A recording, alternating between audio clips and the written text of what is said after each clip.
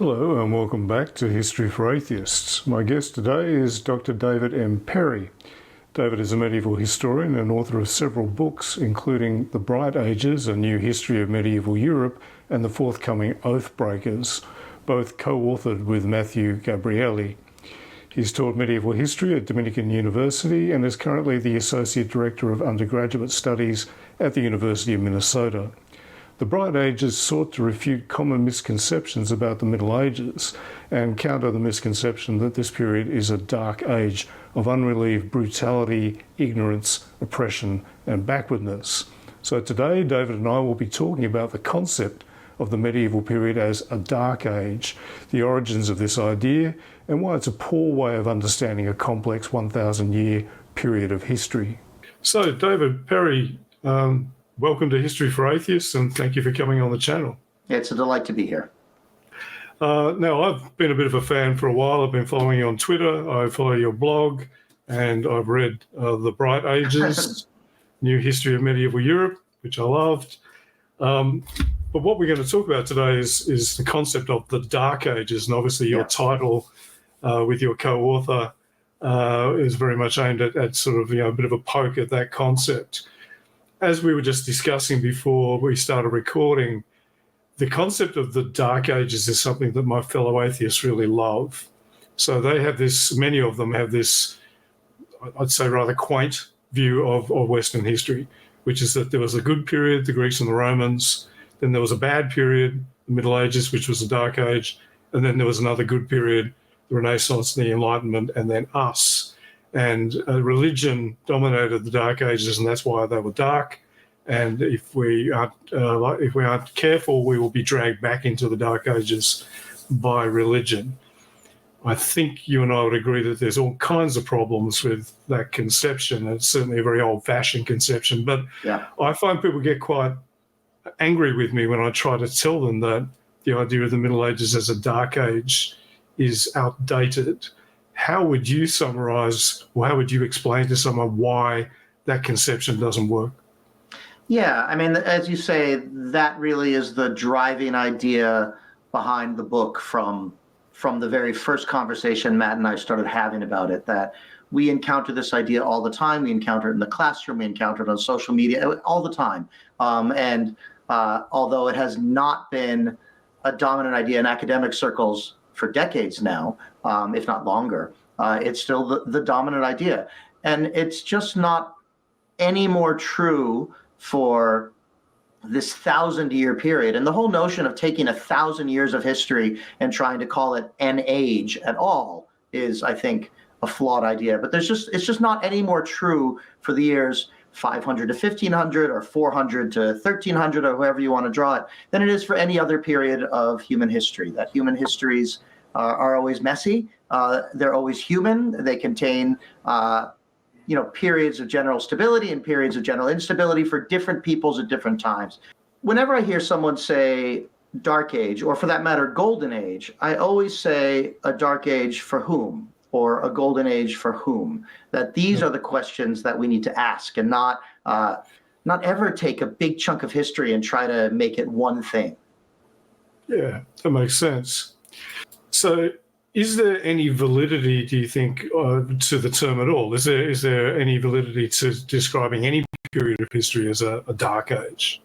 So I would say no. And I would say no because we can't just treat it as an analytical term that we're going to work with one way or another. And there's kind of two reasons. One, it doesn't mean anything. We can't measure it. We can't assess it. We can say population decline. That's something that if we have the data, we can assess. We can say literacy rates. We can say people living in cities. There are things that are measurable. Now, often we don't actually have the data, but if we do, we can measure them.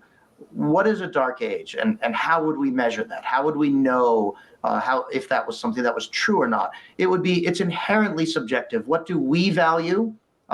And how much of that shows up in some period of history? I just don't think that's useful. I don't think it gets us anywhere. The other part, of course, is that if you say Dark Age or the Dark Ages, but really Dark Age, people think about medieval Europe. It's a term that has kind of a gravity to it. The other one I think of is the fall of the Roman Empire, which, as you know from the Bright Ages, we also don't like to use. because these terms exist in a history, in a historiography.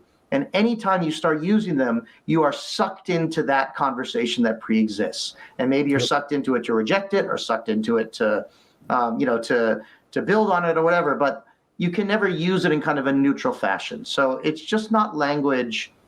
It's just not language that I try to use. Sure. Just thinking about the origin of the term, I mean, originally it referred to periods where there was less or a lack of documentation. Well, is there validity there? So let's talk about the origin of the term, because I think actually most people don't know a lot about it. Sure. It has a very specific 14th century history.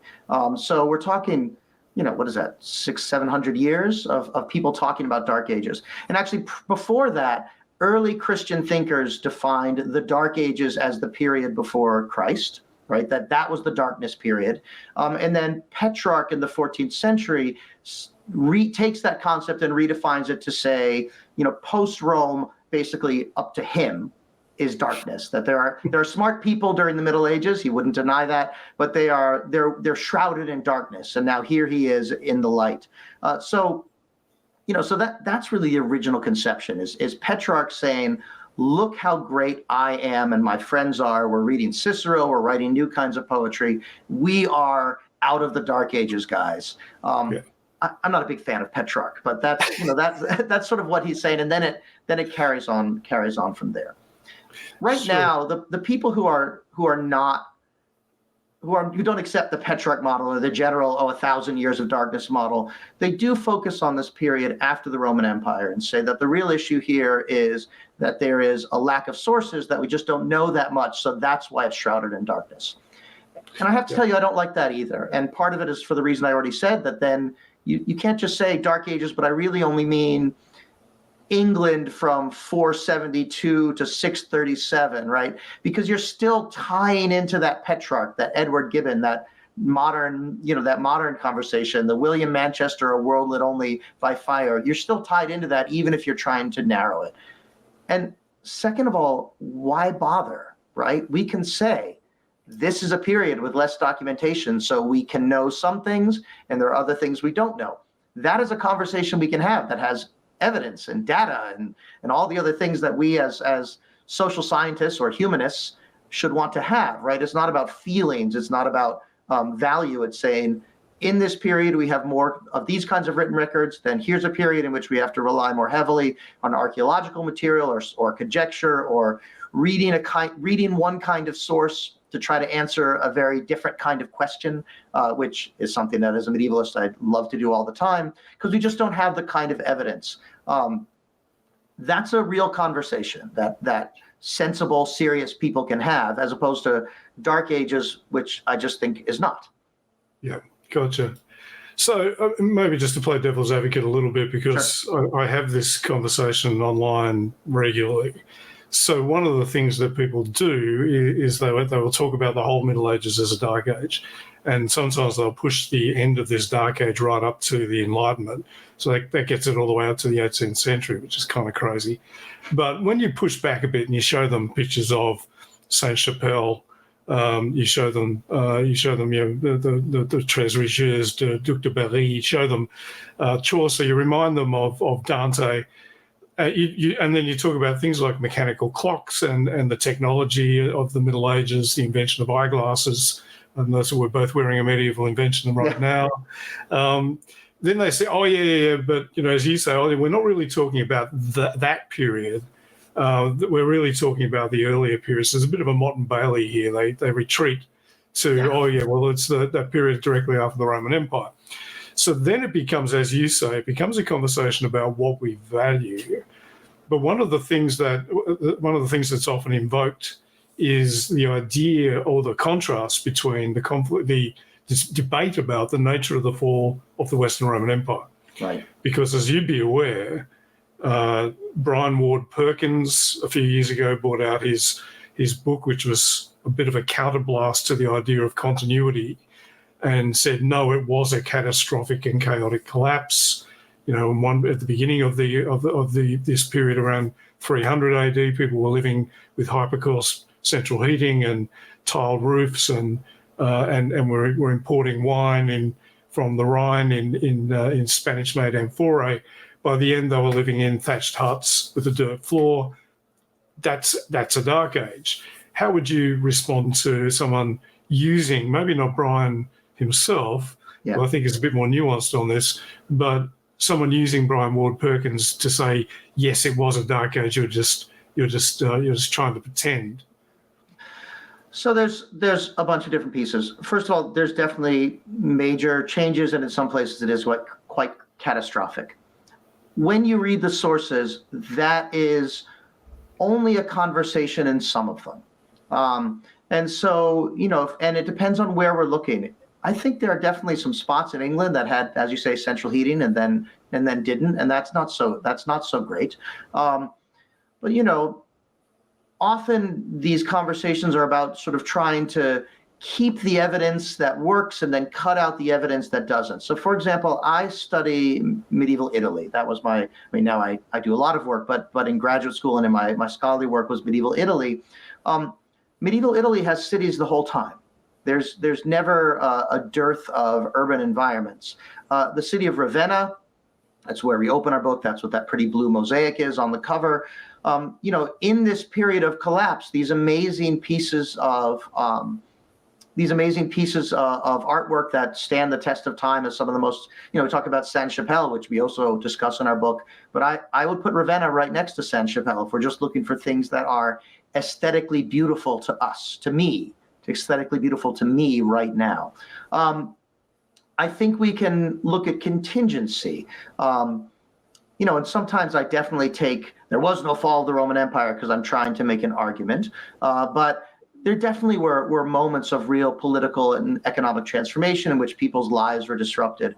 I would say there were a lot of people in Roman England who were not living with central heating, who, again, if we ask, for whom, we would not include, the unfree laborers working in mines, as they would not think that the less dark than any time that came after it. But also, like one of the things I'm really interested in is thinking about Ravenna. There's this moment in the Byzantine conquest of Italy where the general Belisarius is outside Ravenna, and according to our best sources, the citizens of Ravenna try to surrender to him and say, "But we don't want to surrender to you on behalf of Justinian. We want you to be the new Western Roman Emperor."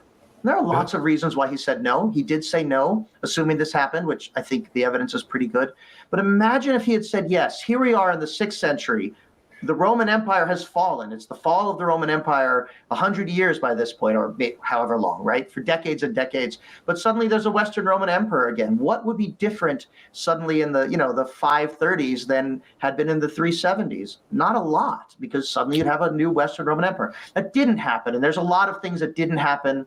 But if in no one's mind did people say, oh, now the Roman Empire has fallen and we're in a new world. There's this continual expectation of renewal or reconnection or the Franks coming in. The Franks would not have said that this is a dark age because the Franks were, a small client people on the northwestern coast of Europe and have a rapidly expanding empire. They're hitting their stride, right? They're on their way. We can say they're on their way towards Charlemagne. Well, surely that's not a dark age, right? That's the emergence of a new great story for the Franks. So I just think we can talk about where things collapse. We can talk about the experiences of people, particularly where we have evidence, whether it's material evidence or whether it's written evidence. We can say that there's big political and cultural upheavals in the Western Mediterranean and Western Europe. And all of those things are fine to say and can be discussed with nuance and with evidence in a way that dark ages just can't be. Gotcha. I'm going to play devil's advocate a little bit further. Please. Another example I'm often shown is I'm shown Roman art, and it's highly realistic, and it looks very, in many ways, very modern. It has something that looks a bit like perspective. Certainly the sculpture is naturalistic. And then I'm shown medieval examples of art, and it's much more, they would argue, primitive. Yeah. Surely that's an indication that there was a dark age. There was a decline in art, and art became simplistic and degenerate. And it wasn't until the glorious dawning of the Renaissance that we got back to good art. Yeah. Once again, Petrarch is winning. When we hear that, that's Petrarch winning, right? There are very specific reasons why the Italian Renaissance, first of all, and then building out from there, adopted and then expanded on classical artistic norms. And then there are reasons why those are things we see today as aesthetically beautiful in ways that even the finest examples of medieval art are often not engaged with them that way. Medieval people were very skilled at making art. They did what they wanted to do. They knew what they were doing. They made things with great intricacy, with materials. I mean, there's a great study of garnets if there's a dark age in the history of England, where, we're right here in the 5th century, they have garnets coming in from India. We don't know how. We don't know exactly when they got there, but we know they were there, and we know when they were being put into these stunning works of gold and jewelry. Art around the world cultures develop their iconographies and their aesthetics in ways that make sense to them and that do a kind of work. So, Sure. I just think these medieval people who are making these amazing gold objects or weaving silks into textiles that mostly don't survive, and that were not depicted usually with a fealty to realism, it's because that's not the agenda there, right? And I do think, like, anything you could say about medieval art, you would find people saying about, I don't know, about Picasso, right? Or about modern, the non-figurative, non-realistic contemporary art, which of course, lots of the same people who are invested in the Dark Ages and are invested in the Renaissance also don't like 21st century contemporary art. And I'm not a big fan of 21st century contemporary art, to be honest, but I understand that it's doing a kind of work, right? That there are people who are making choices and they're doing aesthetic and, in case of the Middle Ages, often kind of storytelling work that mattered to them. And so... when I come up against that argument, the two examples I often like to show people is, first of all, one of the pages from the Book of Kells, or a detail of the carvings on the Oathbreakers ship. And I ask them, do you think these people were trying to do realistic art and failing, or do you think they were doing something else? And that usually makes them recalibrate. And then Picasso is the other example. I say, you're not a big Picasso fan. Sometimes they honestly tell me, no, I'm not. Right. And I find I'm dealing with someone who's probably a little bit more on the conservative side of politics. Hitler wasn't a big fan of Picasso either. Classical art. Though he did like medieval art, so that's a different podcast, but is an important one to think about sort of what they were thinking about in mid 20th century Germany. But it's a different story. Yeah. But still, playing devil's advocate. I mean, some of the atheists that really push this line are big fans of the whole idea of rationalism and science, and they say, well, this was a period in which science stopped. There was a book by Charles Freeman, The Closing of the Western Mind. There was that book more recently by Catherine Nixie about the darkening age. So this is a period where and here's where Christianity comes in, where religion took over. They burned down the great library of Alexandria. They killed Hypatia of Alexandria. They closed down the schools of philosophy under Justinian. Science and reason was destroyed until it was rediscovered in the Renaissance. How would you respond to those people? Yeah, I mean, you will find in the history of Christianity people who are very engaged in the pursuit of knowledge and people who are very concerned about the pursuit of knowledge. And I want to give kind of two examples. And one of them is from Justinian, right? Close the schools of philosophy. And I didn't actually know this until I was writing the Justinian chapter in the Bright Ages.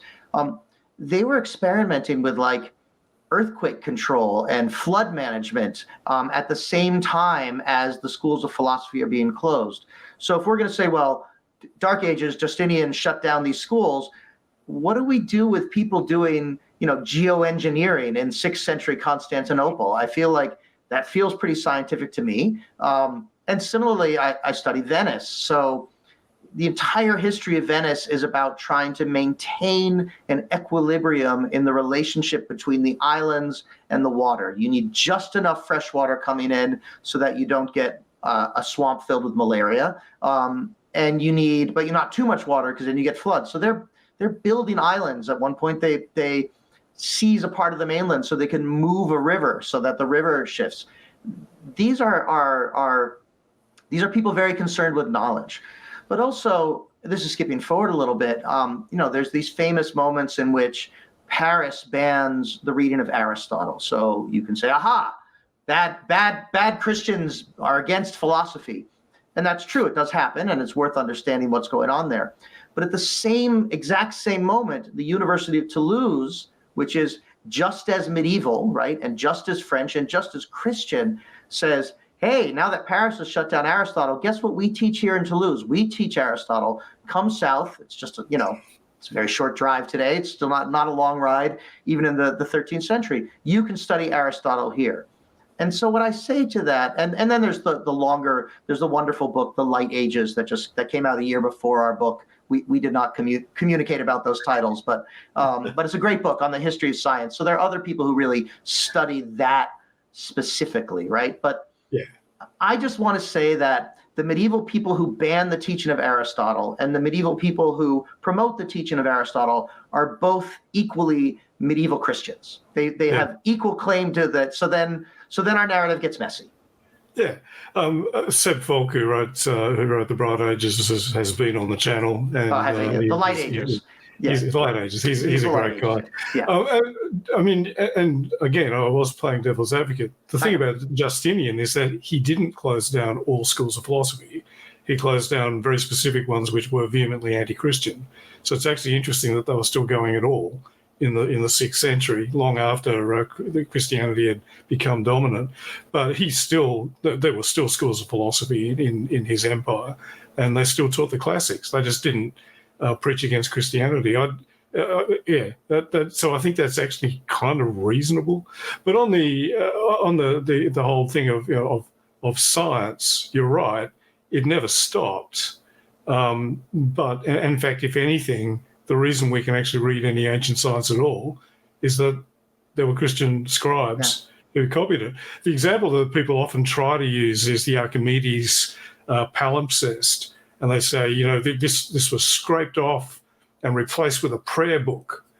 And if you actually look at the history of that document, what actually happened was a copy that had been preserved by Christian monks for about 500 years was in one copy recycled because there was a shortage of parchment in Jerusalem thanks to a war. Yeah.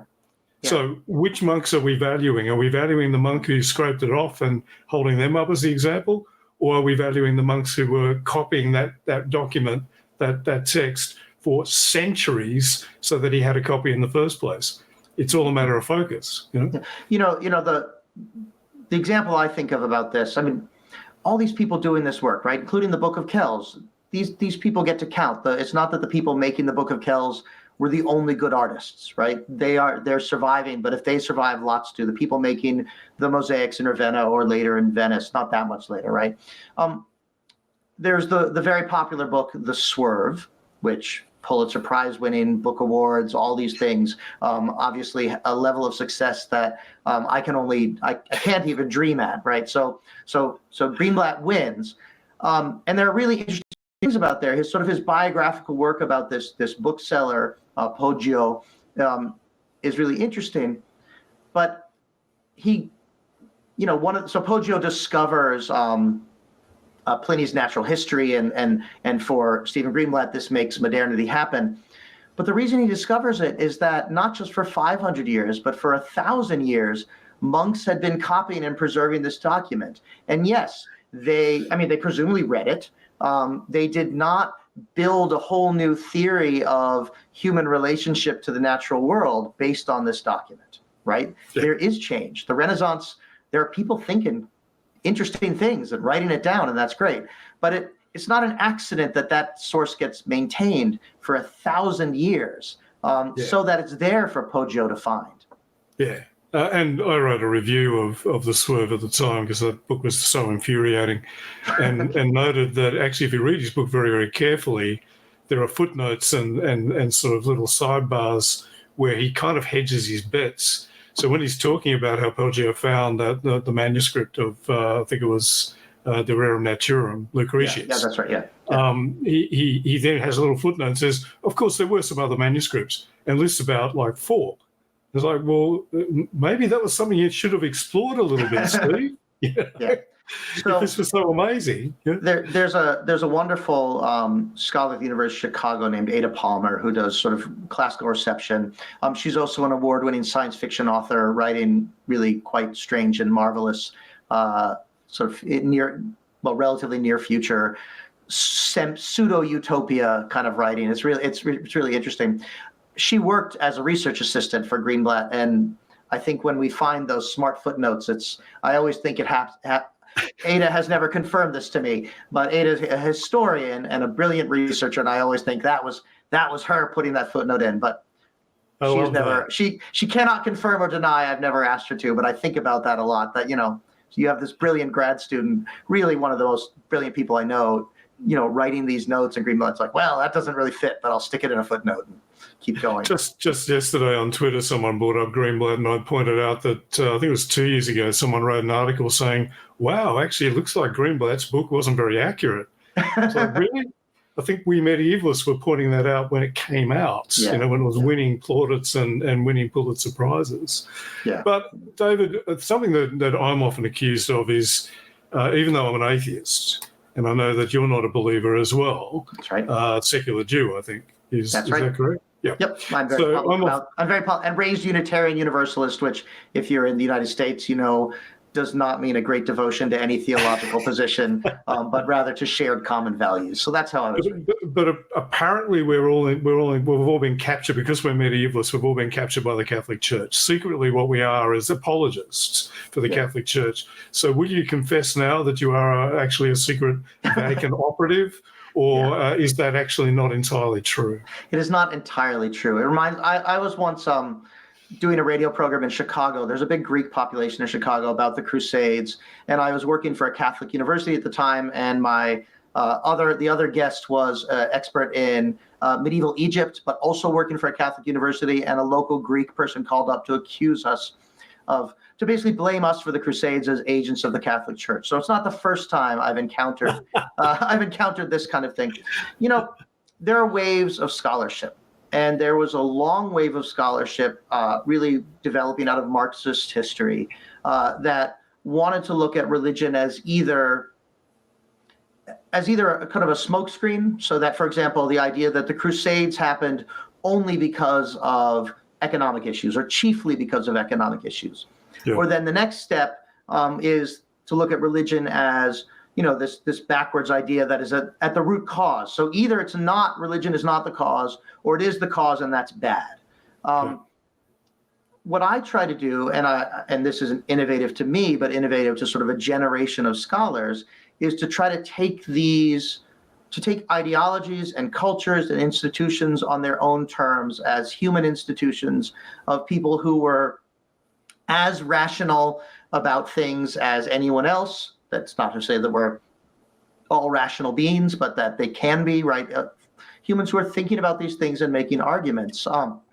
So I tell a story in my early work about some Venetians who stole the relic of their patron saint out of a church in Constantinople. This sort of thing happened a lot. And they talk about it as an act of faith. And I just want to take that seriously, right? So what does that mean?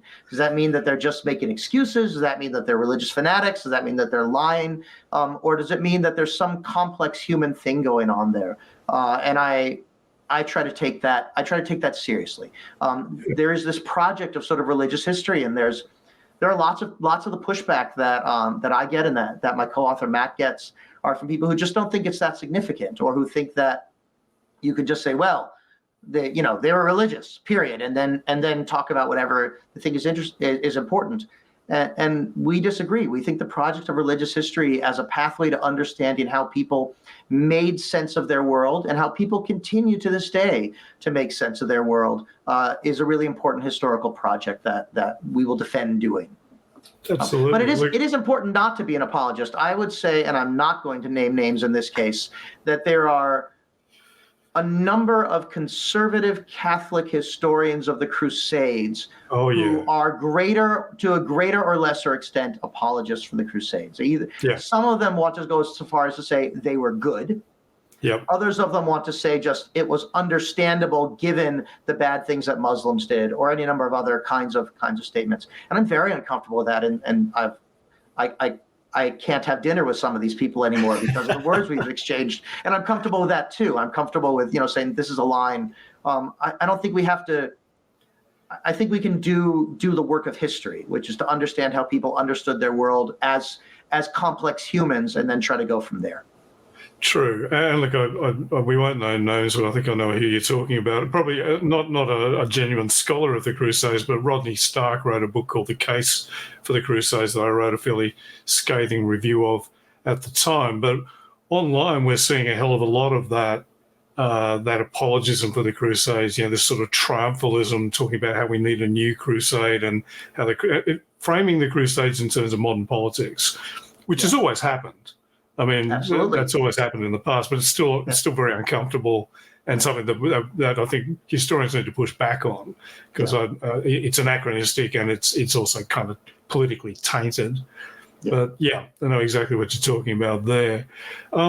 Still on politics, though, apparently another accusation that I get it, and I think you've got it, is that this idea of the Middle Ages as something other than a Dark Age is simply wokeism. You're being woke, David. Have you come across this, and how would you respond? Yeah. We wrote. There was someone who really hated our chapter on the Vikings, because one of the things we talked about was how there was real anxiety among non-Vikings about how beautiful the Viking men were with their perfumes and their silks. And so we wrote about that because that's in the source.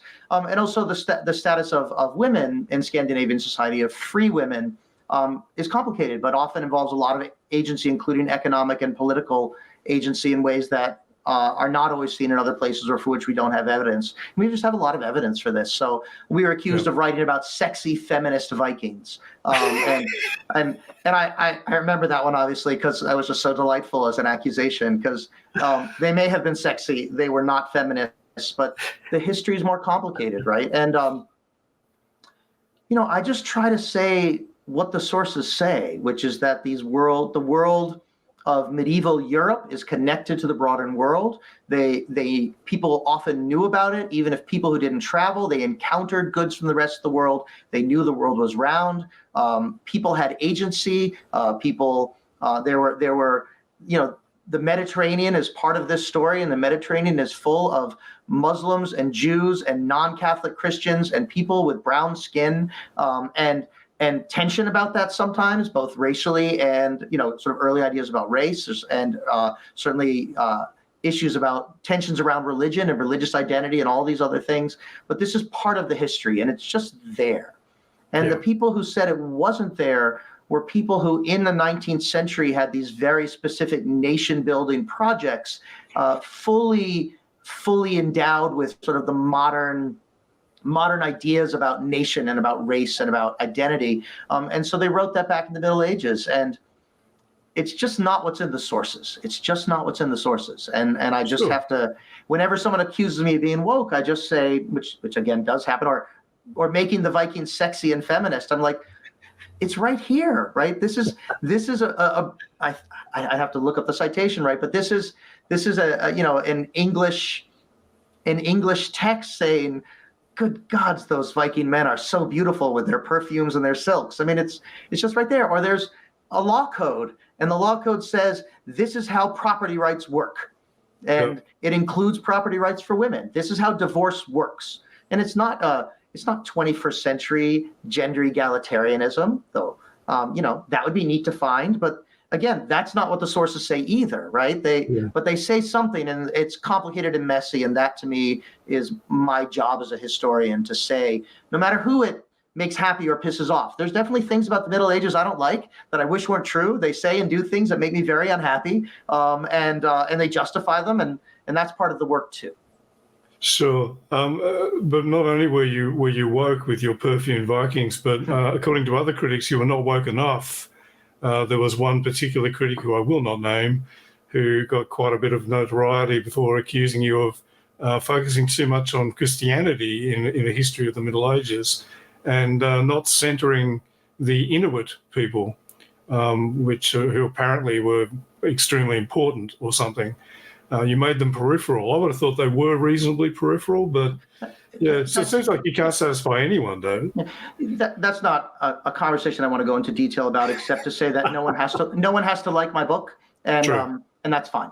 I do think there's something interesting, and I was sort of referring to this earlier about whether the project of religious history is a justifiable project. And I think there are people for whom that's just not interesting, and they are welcome to believe that. I have a different argument that I think it is interesting, it is important, and it's one of many ways to tell these stories. There's room for a lot of stories and a lot of different ways of telling the stories, and I hope there's a lot more.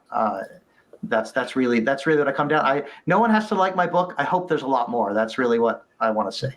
I'm being naughty by referring to that, so I'll change the subject. But personally, one of the things I've always found fascinating about the Middle Ages is the weirdness. I actually find the fact that it is so close to us in many ways, but also so completely alien in many others, is one of the things that contrast I find fascinating.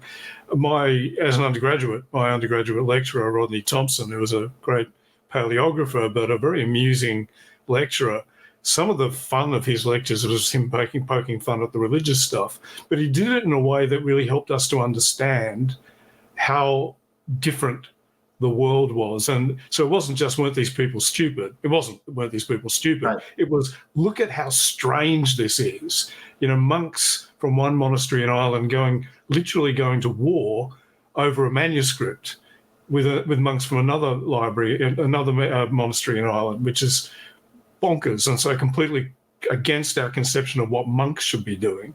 But the fact that they did it over a book, it's really, really interesting stuff. Yeah. So I'm actually in the middle of talking with my co-author, Matt, about an article that just came out about this issue of alterity and how we talk about it. And there's a 30 or maybe longer, but sort of a 30-year direct conversation among scholars about, how do we think about otherness and how do we think about sameness and how do we write about that? And it's theoretical and it's interesting, and I'm not quite sure what I think in terms of these high-end theoretical conversations. But I can tell you this, I am not convinced that medieval people were stranger or weirder than we are, but they definitely are different in many different ways. And that if you engage these things like breaking into a church to steal relics, in the middle of the night and then writing this particular kind of story about it, if you engage these things assuming that they were people, that they were humans, that they had all of the same brains that we have, which is quite a lot of mental power to try to make sense of the world, and you go at it from that perspective, that you can really get a long way. And I do think that the field of medieval history as a field has done a lot of oscillating between, oh no, medieval people are very familiar, oh no, medieval people are very weird, and that may be a productive oscillation, and there may not be a clear sort of resting point when the pendulum stops swinging, and that might be all right.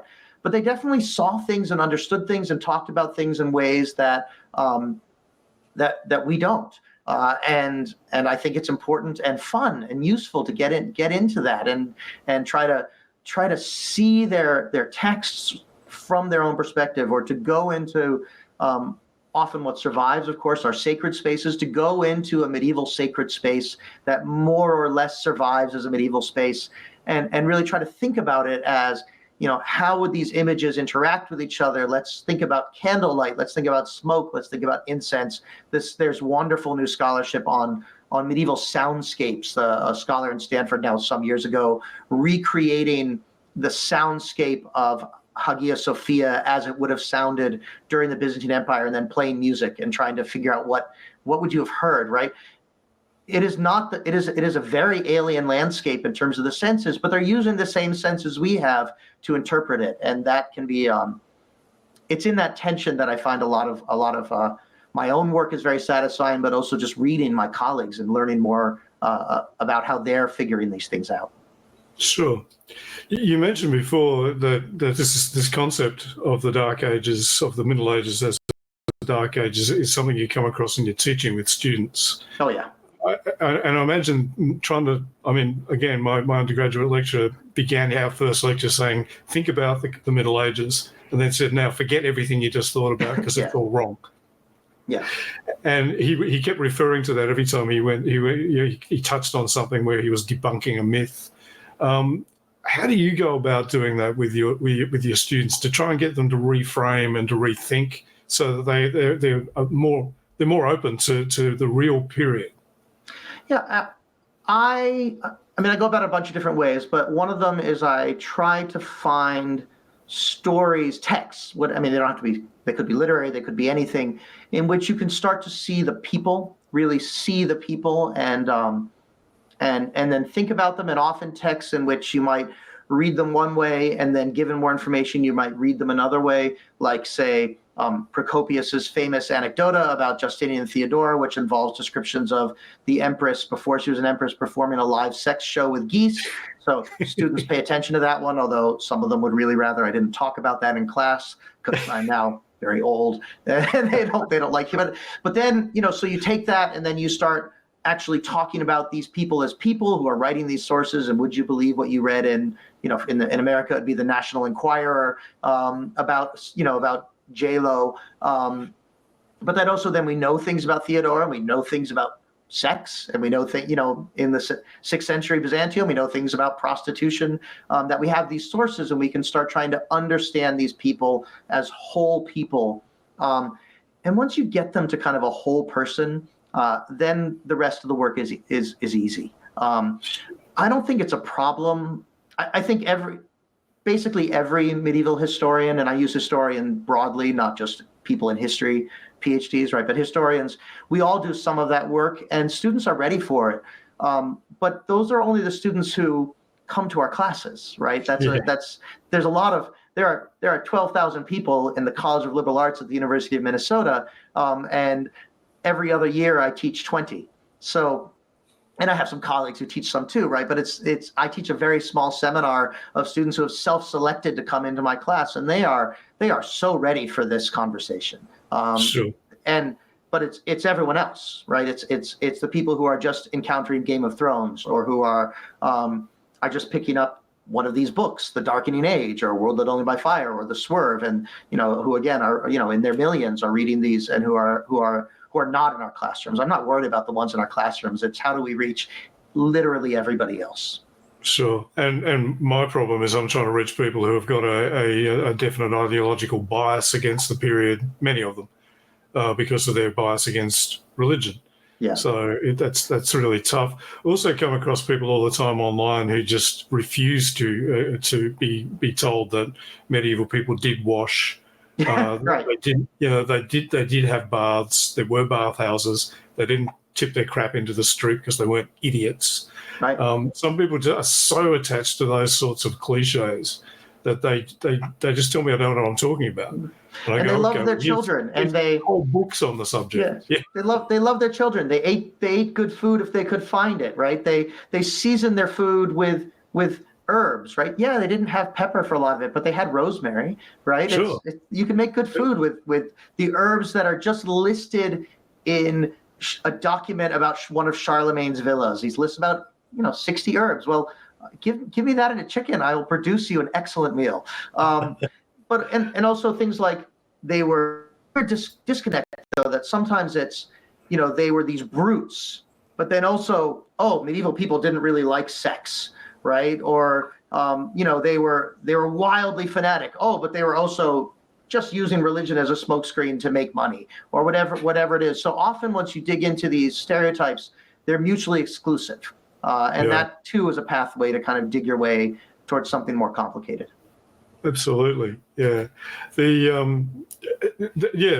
idea that they're sort of like Schrodinger's medievals. They're both fanatics, but also really they're pagans. Right. Um, and the other thing that I find is the projection of anything bad in history back onto the Middle Ages. Yeah. So the witch crows, which didn't happen in the Middle Ages, that's medieval, even though it wasn't. The whole idea of people not bathing, well, that actually was kind of post-medieval in the wake of the Black Death. But then again, that gets projected onto the entire period. Or So like basically, violence, right? Like violence, modern violence, particularly if it's physical, gets described as medieval. And I have to tell you, medieval people were not more violent than the Romans or the Greeks, right? Torture. When you hear about torture, and medieval people did use torture, but the Romans, boy, did they use torture, right? They had a devotion to creative torture that vastly outstrips things we saw in the Middle Ages. And this use of medieval is bad. yeah, It's not good history. yeah. And it often takes very modern problems and it tries to impose kind of a chronological distance between us moderns and whatever it is that the bad thing by making it medieval. And that, when we're talking about things like a few years ago now, there was a lot of people, including at the time candidate and then former President Donald Trump, talking about ISIS as medieval. And, ISIS is recruiting people on YouTube. So whatever you think about their theology, and that's also not medieval, understanding them as medieval is going to make it harder to stop them, to stop what they're doing. And so, and that's the most serious example, but there's trivial examples as well. But just this kind of pushing modern problems back into the Middle Ages that, one, are not medieval, and two, make it harder to address them, I think is a real problem. And something that in particular sort of in your community would be really worth pushing at, because we want to solve these modern problems in modern ways. Yeah. I'm not sure if I'm actually counted as part of the atheist community. I am an atheist, but they and I'm more than happy not to be. So, look, we've had a good conversation, but I really want to give you an opportunity to sell your next book. No, thank you. So tell us about Oathbreakers, which you've written with Matt Gabriele.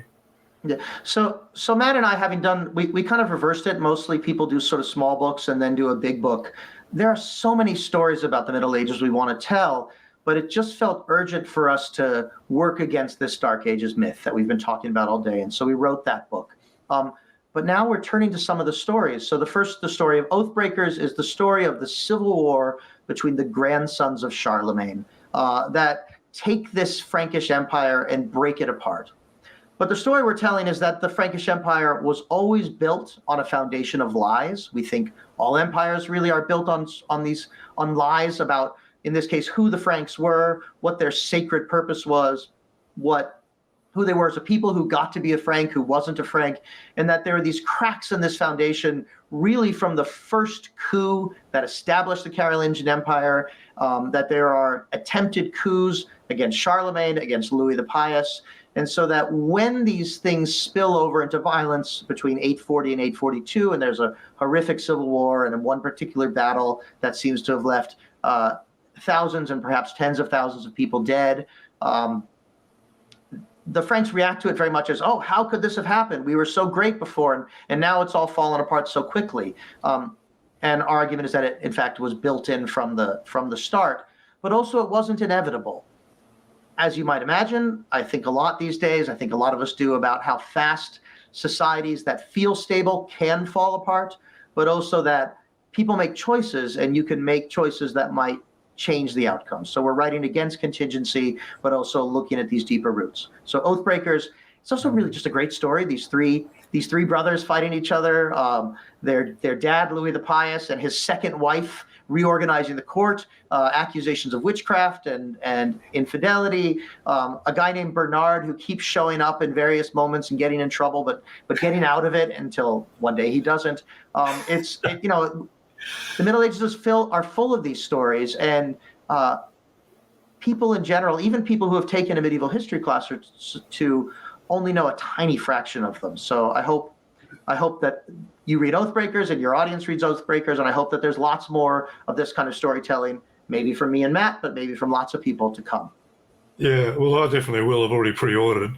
And the reason I pre-ordered is, first of all, because I love The Bright Ages. I thought it was a great book. It really sort of changed some of my views on things. So that's always a sign of a good book. But the thing I liked about Oathbreakers is, I've studied medieval history for nearly 40 years, but it's a episode or a period that I hadn't actually read much about, because you read about Charlemagne and then the next bit kind of gets skipped over until you get to the next big thing, the Capetians or whatever. Or the Ottos. Yeah, the Eternians, yeah. And I thought, hey, this is a segment of history that I've only ever read a couple of paragraphs about, and here's a whole book. I love that. And I think we should have more books like that. I think that would be great. And it's exciting. And the thing that people know about that period is this thing, the Treaty of Verdun. I know now we're talking about Oathbreakers, but I'm excited about the book, and I've been thinking about it a lot. There's this Treaty of Verdun that I remember being in a medieval history class and being told things about that treaty that are not true. I was told that, one, there was a treaty that was written in multiple languages. We have no text. No text survives. There was a different moment in which there were some oaths taken, and they spoke it in Latin and in French and in German. But that's not a sign of the division of the empire. That's a sign, it's a France and Germany, which is what gets written in the 19th century. It was a sign that it was a multilingual empire, and people spoke to each other in lots of languages all the time, and that was normal. But there's just all of these things, like either people don't know anything, or very little, just a couple paragraphs. But often the one or two things they know, and this was definitely true for me, are wrong. So I hope that's exciting for people to read. Sounds like the study of medieval history generally. David, it's been wonderful talking to you. Thank you very, very much for coming on. It's been such a pleasure. Yeah. And we could probably, I'm sure you and I could talk all bloody day. But what I will do is I'll put some links in the description for this video and the podcast version, so that people can buy The Bright Ages, which I do highly recommend. I'll get it in a shot. and also a link to Oathbreakers, because I think that sounds like it's going to be a cracking read. So, David and Perry, thank you for joining us on History for Atheists. Thank you for having me. Well, I hope you enjoyed my discussion with David Perry. I highly recommend his book, The Bright Ages, as an antidote to misconceptions about medieval history and a balanced and accurate depiction of an interesting and much maligned period. But until next time, see you again here soon.